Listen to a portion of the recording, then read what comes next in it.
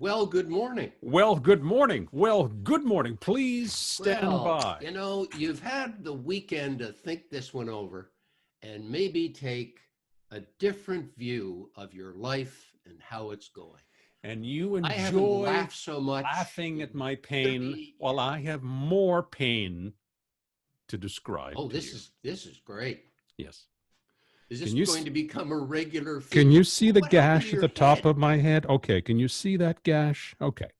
Did you cut yourself shaving? Saturday, I was putting things away in the laundry room, and we have two rows of shelves.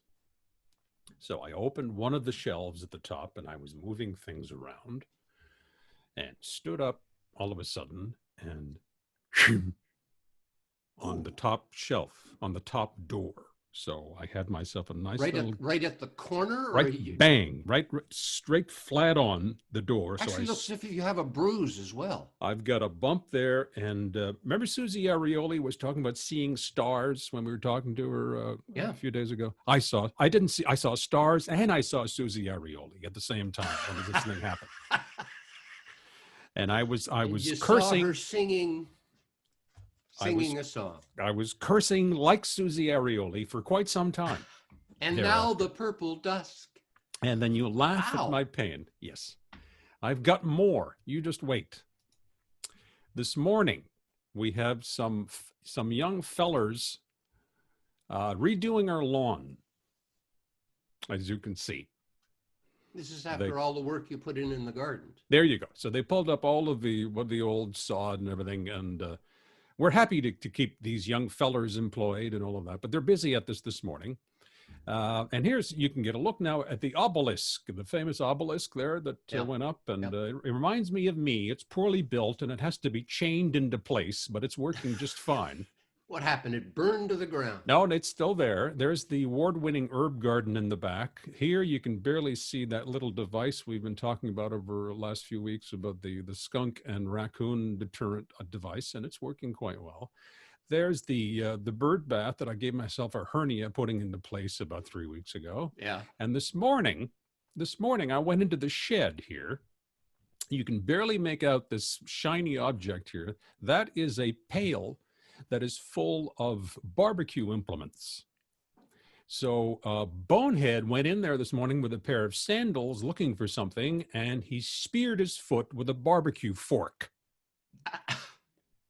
So that's awful. I then limped back into the house, and of course, Yeah. Madame was running around for the polysporin and putting a thing. So yeah, I'm so by the end of the week, I will be in traction somewhere.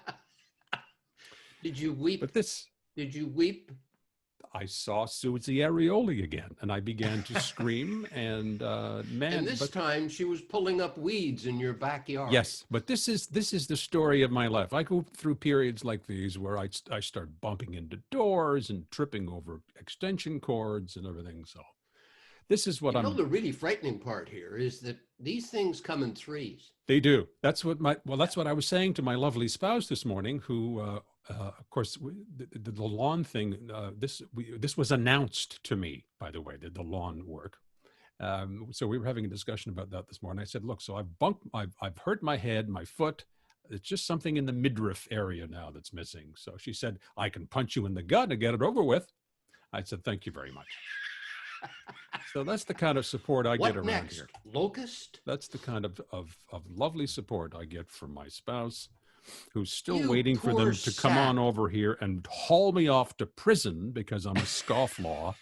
God damn it. Dear me. Also, delivery, this is my last rant for this morning. Delivery Adventures. I sent you that book by Andrew Cadell on Thursday, the 4th of June. Yes, you sent me a tracking number. And it is still somewhere between here and your house, which I can see from my house on a clear day. It's somewhere. However, I also, at the time, on the 4th of June, I mailed a package to Alberta. It's already in Calgary. So the package has reached Calgary, and I think we're finding out it all depends. Destined for Montreal West is still somewhere in Laval. So I've had the same kinds of experiences. I told you I got those sandals. from that Montreal company, Purelator. and Purelator, 2 days, Absolutely. 2 days the most. Yeah. And I've got And yet another. I've sent stuff that I've sent in March, and it's still Yeah, and I've got a hasn't seemed UPS to delivery arrive. again in Boisbriand, which is about 5 miles from my house. It was Toronto, Montreal. It should have been here overnight. We're going on 2.5 weeks now. It's sitting in a truck. Again, it's not the guy who drives the truck's fault. It's not Yeah. the lady on the phone. But I'm starting to want to take UPS to task now for not being, again, forthcoming about what's going on. Well, I was talking with the new CEO of the company, Elisa Tomei, I think is her name, just been appointed. And she's already coming out with these lovely little declarations about how they're looking out for the safety of their employees and their customers, and blah, blah, blah. Fine. But you got to address this problem, or at least talk about it somewhat, because you're getting buried here. People understand what's going on, but they want to get a few things explained to them Well, and we're say, all a look, little nervous anyway, aren't we? yeah. So anyway, that's my And you've got a rant. bump on your head. And I've got a bump on my friggin' head. So How anyway, does that complicate shaving? it doesn't actually. I was doing because most of the blood, of course, there isn't much in there to begin with. So No, but all kidding aside, that area of the skull has lots of blood vessels running through it. You can bleed like a stuck pig. Yeah, I did not bleed very much, but I could feel the bump kind of going. And I had a headache for like 3 hours up. It was a really hard smash. It's karma. Well, I think the saddest part is that you didn't get pictures. That is the sad part. But I did. I should have taken a picture of my toe this morning. So anyway, this is all nonsense. I'm a little disappointed in you. Phony Amy's supposed to join us this morning. We're waiting for him to enter the green room. He has not entered the green room yet. So did you have anything to share with us? Do you want me to get in touch with him? Okay, let's try that again, and we will regroup, and let's see what we can do. Shall I redo the intro? We are off. Let us redo the intro, and then we'll bring in Fo. Go ahead, please. Our guest this morning on Grumpod is Fo Niemi. He's the co-founder and executive director of the Center for Research Action on Race Relations. It's a nonprofit civil rights organization. It's based here in Montreal, and Fo Niemi founded it in 1983, so it's almost 40 years. 83 already. Isn't that amazing? And he joins us on the screen now. Good morning, Fo. Can you hear us? Yes, I can hear you. Thank you very much. How are you? Good. We're fine. We're fine. How are you? Good to see you. I'm doing okay. It's amazing. I mentioned that that CRARR was founded by you in 1983. That's almost 40 years ago. You haven't changed a bit. Amazing. Yeah, when you were young at the time. So what can I say? You haven't Maybe changed it's part of the bit. martial arts interest in you, or that you're just a Trekkie. A little bit of both, yes. Forever. Yeah, David, go ahead. Go ahead, you David. start, or well, I'll no, start I'm. with Fogo. It's going to be a rather widely sweeping question, Fo. How are you feeling today, and how are you taking all of what is going on in? Well, I think we're going to have a very long, hot summer, especially with what's going on in the United States and leading to the presidential election in November, which will have repercussions around the world, especially in Canada. But I think that events in the last couple of days in Montreal and in Canada have shown that this country is going through a shift, both policy and also shift on the ground that could signal the beginning of something very, very interesting, something challenging, and it requires possibly a lot of wisdom and a lot of, how should we say it, a lot of care in order to ensure that we can evolve, we can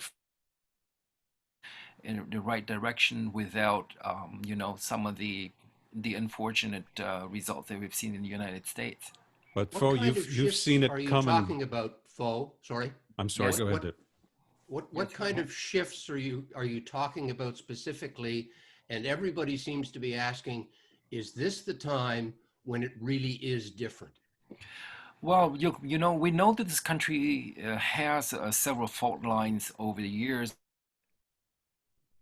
and with economic and demographic shift of the last 20 or 30 years have shown that there's a serious cultural, ethnic, and racial shift as well. And many of these shifts have, of course, taken place mostly in urban areas. Major cities at the same time are becoming more relevant in everyday lives more than the provincial government or the federal government. And that's where things are going to happen in America.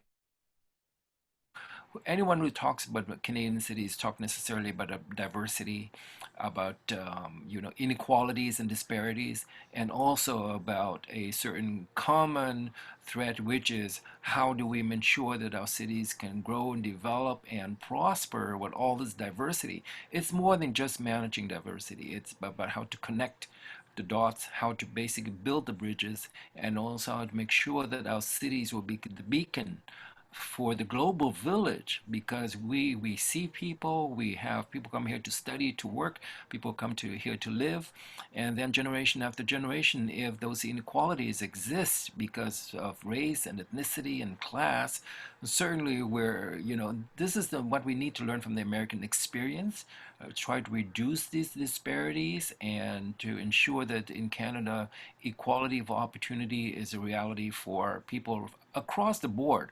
I'm not talking just only for people from a minorities background. I'm talking about our seniors. We have seen how COVID-19 is devastating to our seniors.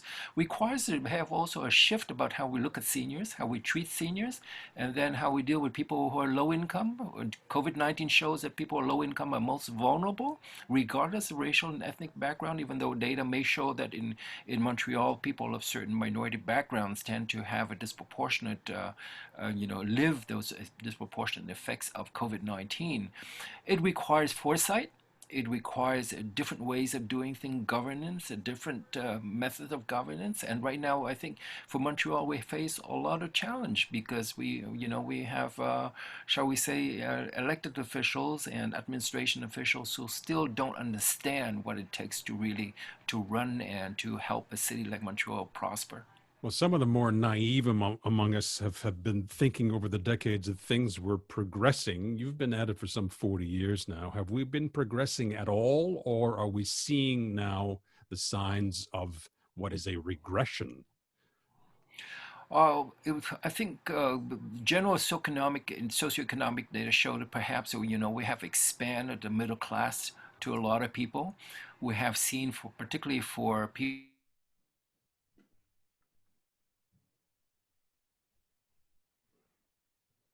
Okay.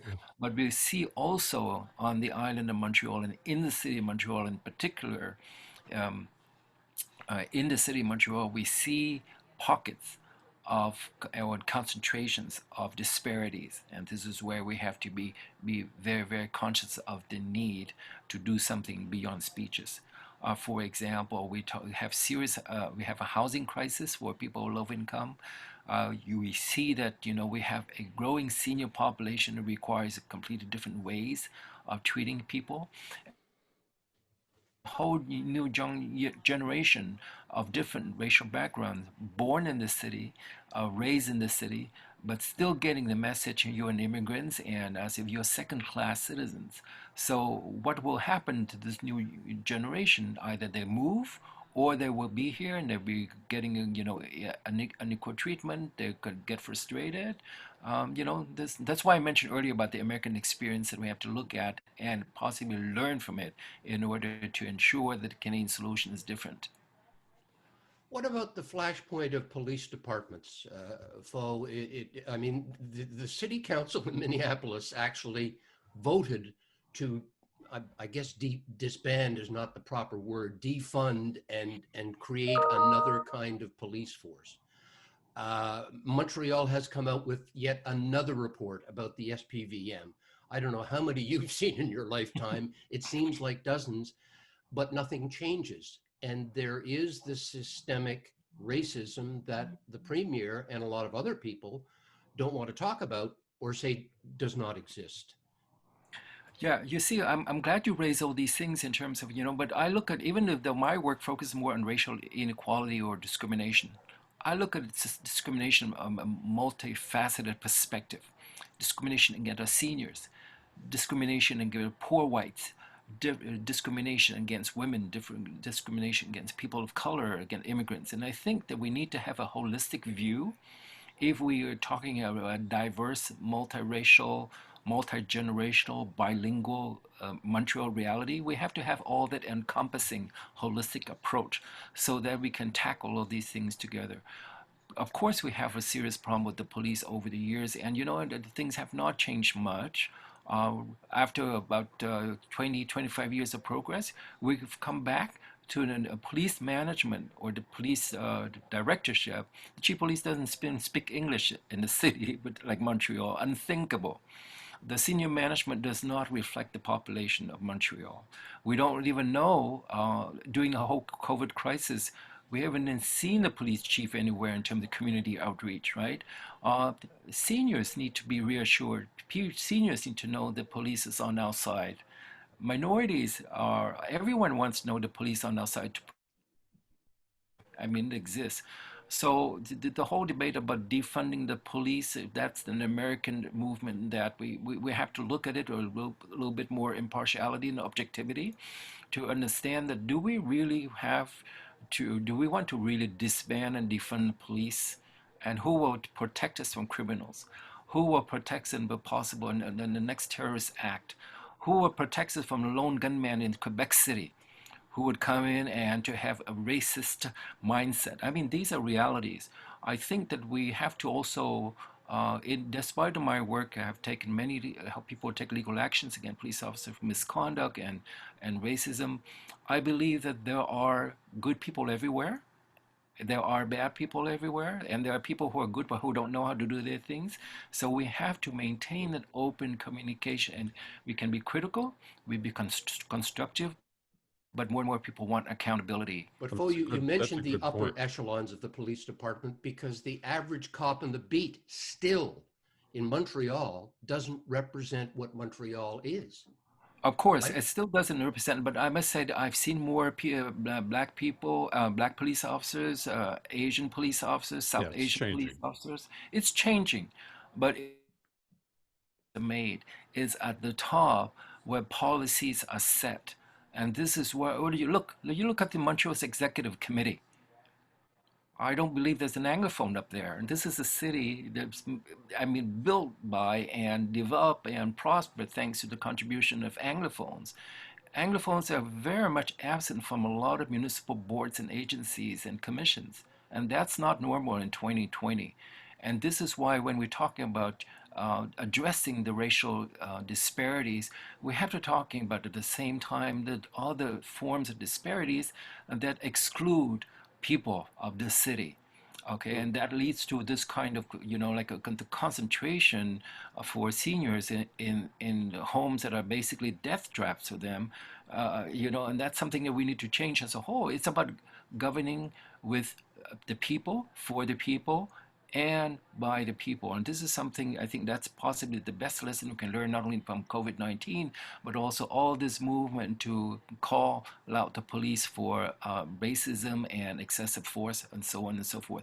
If we only focus on the short term and the immediate and sometimes the sensational and emotional now and lose sight of the broader long term systemic policy and institutional ramification, I think we may miss the boat on the kind of reform and the kind of change we want to see. Okay, two things. The police director in Longueuil is often used as an example of one who has been reaching out to visible minorities and others. There's an example. I'm reaching out for some hope here that things are evolving.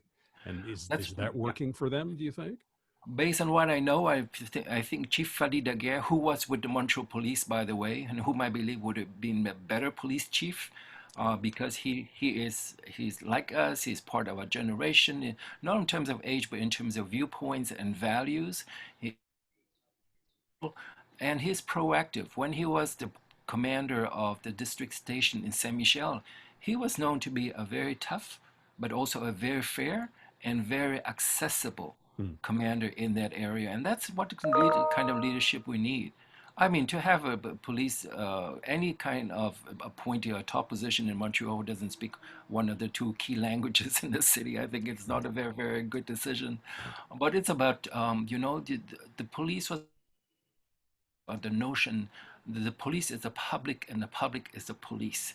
We break that philosophy and we won't get a police force that the people of this city. And that's why we need to Yeah, go back to the because basics. it seems to be a strange thing where, to serve and protect, and yet the viewpoint these days, even in Montreal, which is relatively quiet, say, compared with Minneapolis, there seems to be an almost adversarial role between the police and the community.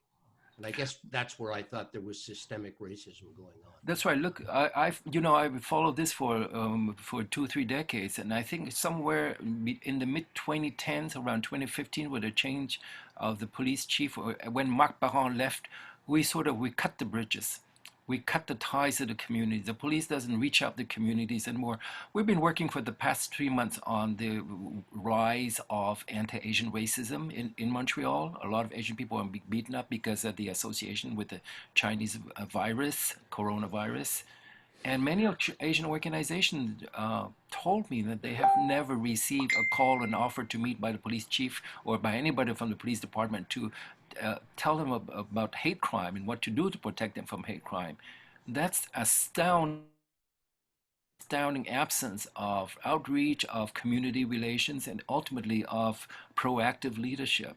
We need to reach out to people in dire strait, and we don't have to wait for them to come. And that's what about public leadership, civic leadership, and that's why I go back to the notion that with running a city like very, very important fundamental governance values that are fit for the times and that look at the people of this city in all their diversity and find ways to be as inclusive and as equitable as possible. And if those fundamental democratic values are not part of your governance, we're going to end up in many cities in the United States.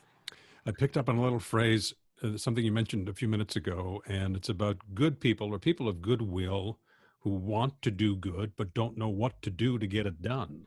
And how do you address that? Well, they can always reach out. There's so many resources. We live in an information society. You can Google, you can find a lot of tools, and you can find a lot of contact people. You can reach out. It's about breaking down the mental barriers. It's more than breaking down the actual communication barriers because of the lack of address or the lack of internet or whatnot. Breaking down the mental barriers requires a lot of maturity, a lot of creativity, and a lot of common sense. And I think that in the old days, we called Montreal and Canada a country of two solitudes, a city of solitudes. We may have a city of multiple solitudes that we need to break down in terms of generational solitudes, racial, cultural, class solitudes. And unfortunately, we sometimes that leadership is not there either at City Hall or in Quebec City. The fact that Montreal is not well represented in the cabinet of the Quebec government right now create a sense of Or the civil disconnect. service. I mean, the Or in civil, the civil talk about service. systemic racism. I don't know if it's budged from 99.9% white francophones in the That's right. Quebec civil service. And I think for more than 2 decades, Anglophone have been so often shoved governance and public affairs, and that it's taken for granted that we don't need Anglophones on, for example, city boards and commissions. Housing Authority doesn't have Anglophones on. The STM doesn't have enough racial diversity on. As a matter of STM and board of directors are all white. How can this be allowed in the late 2010s and the 2020? That's something that leaders such as the mayor will have to this kind of institutional exclusion sends the wrong message to those in powers, including police officers, as to how to treat people who are different. And I come back, give you a very simple thing, the civic value. We've been told that you should go out with a mask in this age, COVID-19. It's only to protect yourself. But when I go out, I think of all the older people walking in the street because they need to go in from air. And my wearing a mask, I think about their well-being. We need So to think you're about looking out for them, is what you're doing. Yes, exactly. And that right. sense of civic mindedness, I think, can help improve the city substantially, regardless of the position that one can have. I was reading, it was American author Ibram Kendi and his key phrase is identify and dismantle. And is that what we're seeing now with a new generation? And again, the New York Times says this time it's different. Do you feel it's different this time after all the time you've put into this? I still have very mixed feelings about that. We said, well, 9/11 certainly changed our world. And you talk to a lot of young people who, even those who marched yesterday, they didn't live through 9/11 the way that some of us lived through it. For example, some of them don't remember the crash in 2008 because when it hits you in the pocketbook, I think you remember it longer. So my concern is that with all this sort of marches, and it's driven by emotions, it's driven by a lot of resentment, it's driven by a lot of anger, fueled by what they see in media in United States. But it takes another wave of COVID-19, and very likely very few will talk about police racism again. Yeah, I mean, we live in a 24-hour news cycle.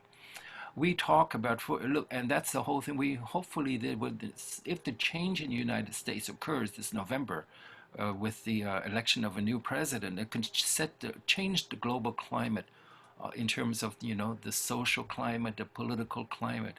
Young people are so important to a lot of things, but if young people still basically the electoral participation is still below 30%, we will continue to have very, very different results in terms of And politics.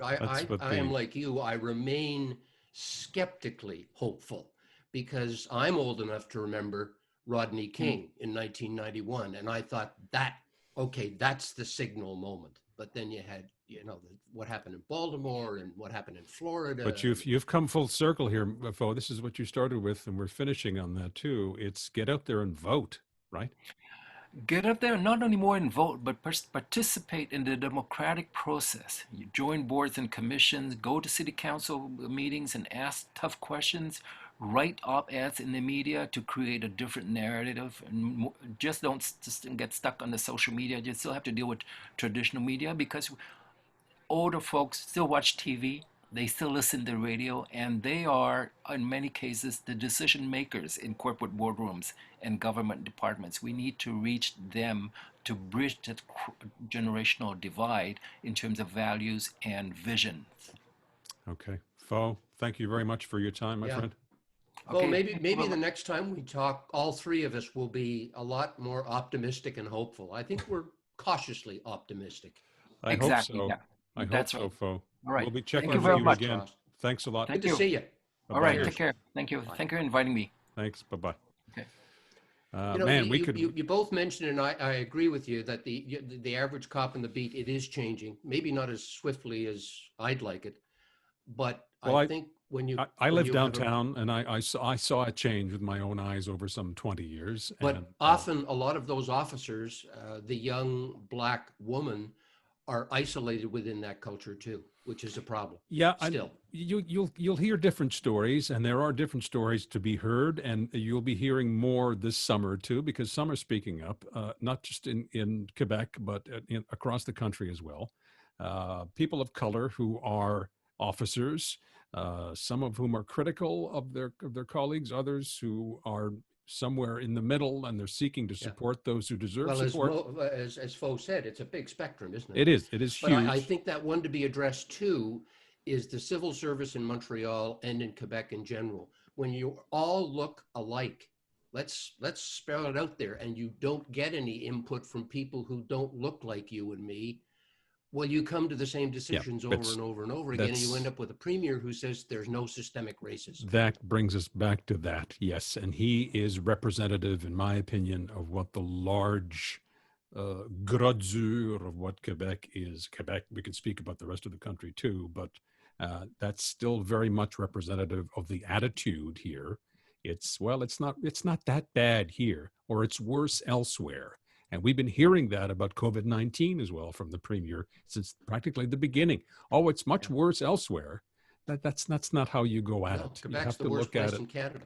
Yeah. You got to grab the bull by the horns and fix things. And you know what? I'm pleased to hear from Fo that yeah, well, let's let the emotions kind of fly off and then see what comes out the pipe at the other end. And But if yes, he's it's been at this for nearly 40 years, he is an immensely dedicated and yeah, patient man, yes, right? and he covers the gamut, LGBTQ and seniors, and of course discrimination and racism.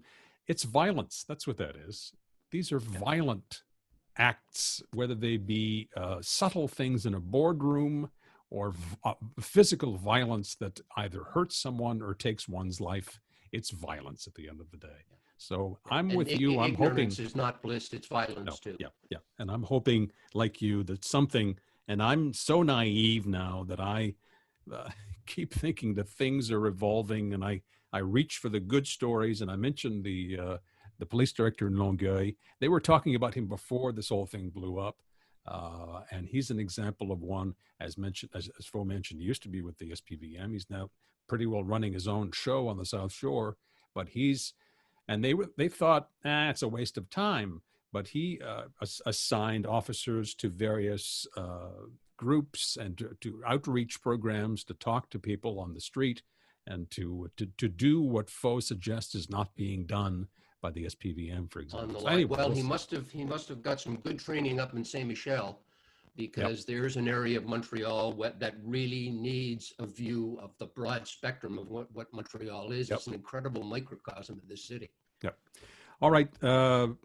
Very interesting. We could have gone on for quite some time, and we will be checking in with others, including Will Aitken tomorrow. Will, who is a son of the United States of America and who is extremely Midwest. very articulate. And I'm looking forward to hearing what he has to say. Janet Torge will be joining us down the line too. I haven't talked to Janet in ages. I haven't spoken. Really, Yeah. I'm looking for, I haven't talked to Will in a long time, actually. And I'm other than hoping on we can Facebook, hope we so. can get Janet to come out of her shell. Yeah, kind of like Susie Arioli, right? That's right. So, Yeah. all right. No, fuck you. That's right. So I apologize to my children. Okay, this is very interesting. All right, we'll pick up with Will tomorrow. So have yourself a good day, and I'm going to see if I can make it through the rest of the day without losing Well, an as arm. I say, things happen in 3. I get into the car. Don't go anywhere. Yeah, I'll be here tomorrow But just morning. put the safety belt on and just stay there. Turn on my microphone here. Richard Kimball. Don't Richard stop. Kimball. Don't stop. I think we're going to get something live. Yeah, Hold on a minute. I'll be going out as Richard Kimball for Halloween. Look it up. No, actually, Richard Kimball wasn't the guy. He wasn't the one-armed man. No. He was looking for the one-armed man. For the one-armed man. And Barry Morris, who's often thought of as a Canadian, had the thickest Cockney accent in the world until he moved to Canada and the States and got rid of it. And great actor. Anyway, I'm gonna get hate mail from amputees now. So this is not a good thing. All right. Well, until MASH came along, that final episode was I think one of the most watched on American television. Okay. All right. I hope the mail comes through tomorrow because your microphone's breaking up again, and that piece of equipment I sent, I hope will make some difference. You know what I'm going to do? I'm going to check that tracking number. Would you check that? That'll get things moving along. along. À demain. Take care.